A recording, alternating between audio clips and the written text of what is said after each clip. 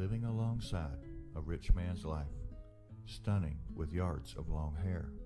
She was a boring billionaire's wife. Her name was Mrs. Evelyn Astaire Montaner.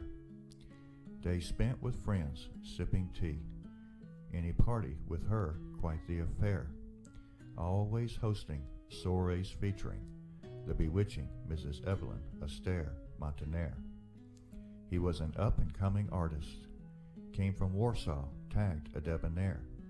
He was handpicked to paint the portrait of the enchanting Mrs. Evelyn Astaire Montaner. She wanted the portrait a bit risque, but tame enough to hang downstairs.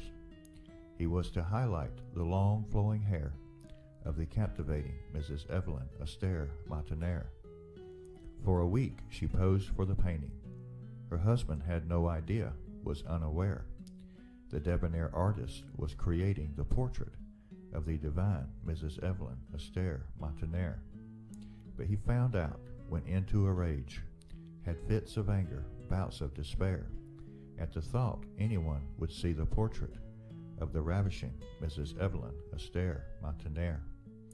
The artist sent back home to Warsaw, had plenty of cash now to spare, was to never tell of painting the portrait of the heavenly Mrs. Evelyn Astaire Montaner.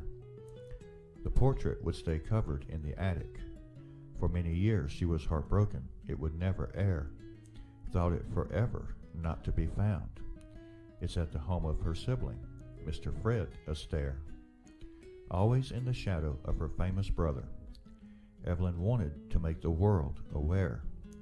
She longed to be admired through the portrait of the exquisite Mrs. Evelyn Astaire Montaner. For years the portrait hidden under cloth, withering in a sad state of disrepair, the crowning jewel of her composure, centerpiece of the elegant Mrs. Evelyn Astaire Montaner. Many long years later, her portrait finally returned. Now single, broke, and older, but she didn't care. She could now show the world the loveliness of the young, long-haired Miss Evelyn Astaire.